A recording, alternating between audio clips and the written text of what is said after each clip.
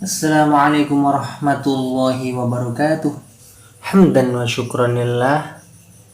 Wassalatu wassalamu ala rasulillah wa ala alihi wa sahbihi wa mawalah. Amma ba'd. Anak-anakku yang dirahmati oleh Allah, pada hari ini kita akan belajar tentang ilmu tajwid mengenai hukum waqaf dan wasol. Sebelum kita mulai pembelajaran, marilah kita berdoa semoga apa yang kita pelajari hari ini bermanfaat.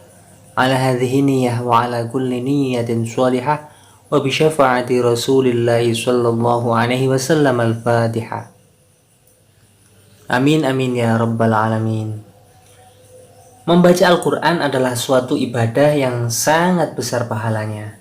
Terlebih lagi kita bisa membaca dengan baik sesuai dengan kaidah tajwidnya, serta memahami isi kandungan dan mengamalkannya dalam kehidupan sehari-hari.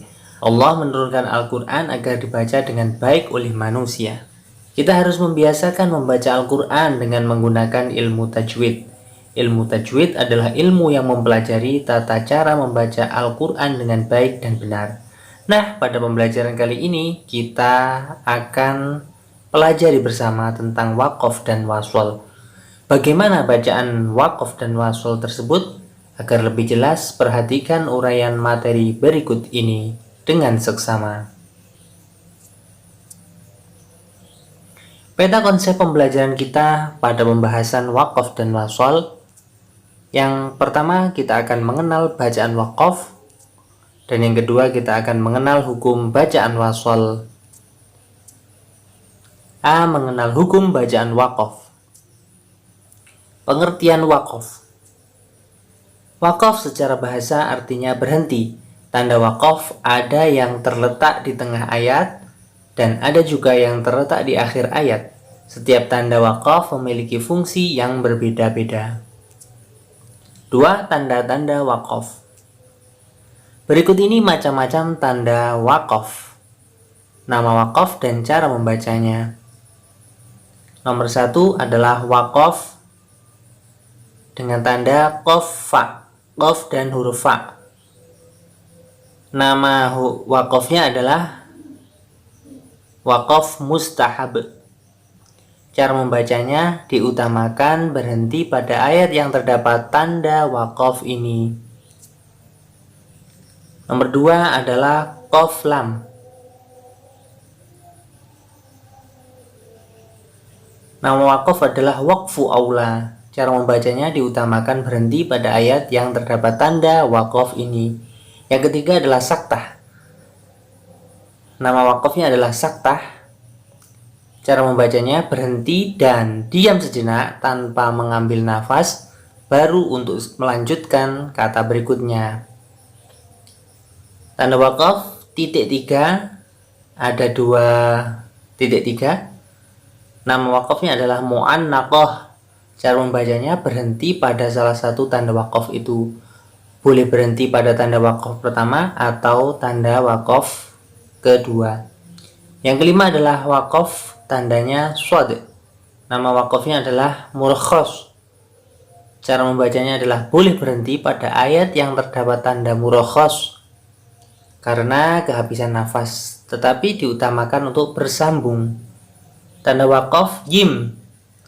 Nama waqaf adalah waqaf jaiz. Boleh berhenti dan boleh diteruskan bacaan. Yang ketujuh adalah waqaf, tandanya adalah qaf. Nama waqafnya adalah waqaf qabih. Cara membacanya diutamakan diteruskan pada ayat yang terdapat tanda waqaf qabih ini. Yang ke-8 adalah tanda waqaf ta. Nama waqafnya adalah mutlaq. Cara membacanya diutamakan berhenti pada ayat terdapat tanda waqaf ini. Tanda waqaf mim.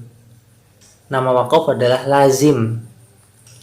Cara membacanya harus berhenti pada ayat yang terdapat tanda waqaf ini. Yang ke-10 adalah za. Nama waqaf adalah mujawwaz. Cara membacanya diutamakan meneruskan bacaan pada ayat yang terdapat tanda waqaf ini. Itulah tadi 10 tanda waqaf dan namanya beserta cara membacanya. 3. Cara mewakafkan. Jika huruf di akhir ayat berharokat sukun, cara membacanya tetap dibunyikan sukun. Contoh, lam yalid walam yulad, dibaca lam yalid walam yulad. B. Bila huruf di akhir ayat berharokat fathah, kasroh, dhammah, kasrohtain atau dhammatain, maka cara membacanya dengan dibaca sukun. Contohnya, inna a'dainakal kautsar, dibaca inna a'dainakal kautsar. C. Bila huruf di akhir kalimat berharokat fathah tanwin, cara membacanya itu fathah dibaca panjang 2 harokat. Contoh, innahu kana tawwaba. D. Bila huruf di akhir kalimat didahului huruf yang berharokat sukun, maka dibaca sukun keduanya. Contoh, wal-laili idza yasr. E. Bila huruf di akhir kalimat didahului dengan mad layyin, maka cara membacanya dengan membaca sukun huruf terakhir dan memanjangkan bacaan 2 harokat. Contohnya, li'ilafi Quraisy. F. Bila huruf di akhir kalimat berupa tak marbutoh, maka tak marbutoh dibaca hak sukun. Contoh, fi amadim mumaddadah. B. Mengenal hukum bacaan wasol. Wasol artinya menyambung bacaan atau terus. Maksudnya yaitu meneruskan bacaan dalam Al-Quran sampai ada tanda waqaf. Ketika membaca ayat Al-Quran tidak boleh diputus-putus di sembarang kalimat. Jika kita tidak kuat napasnya, boleh berhenti pada akhir kata, lalu kita mengulangi bacaan pada kata sebelumnya, sehingga kita bisa membaca Al-Quran dengan baik dan benar. Tanda wasol ada 2, perhatikan pada tabel berikut ini. Nomor 1, tanda waqaf, shod, lam. Nama wasolnya adalah waslu aula. Cara membacanya diutamakan untuk diteruskan pada ayat yang terdapat tanda wasol ini. Nomor 2 adalah lam alif. Nama wasolnya adalah la wasla. Cara membacanya tidak boleh berhenti dan harus meneruskan bacaannya.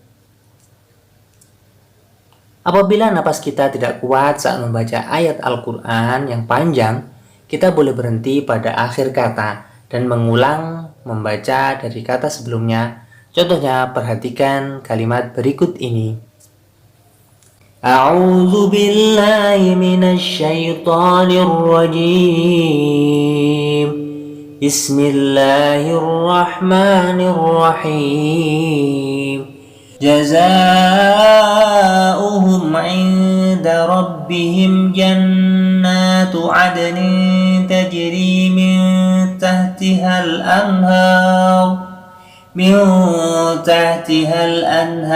khalidina fiha abada radiyallahu anhum wa radu an dzalika liman khashiya rabbah. Jika kita berhenti pada al-anhar, maka setelah mengambil napas kita ulangi bacaan pada kata sebelumnya. Min tahtihal anhar. Semoga pembelajaran hari ini bermanfaat fid dini wad dunya wal akhirah. Marilah kita tutup pembelajaran kita pada hari ini dengan membaca doa kafaratul majlis. Subhanakallahumma bihamdika asyhadu an la ilaha illa anta astaghfiruka wa atubu ilaik. Hadanallahu wa iyyakum ajma'in. Allahul muwaffiq ila aqwamit thariq. Assalamu alaikum warahmatullahi wabarakatuh.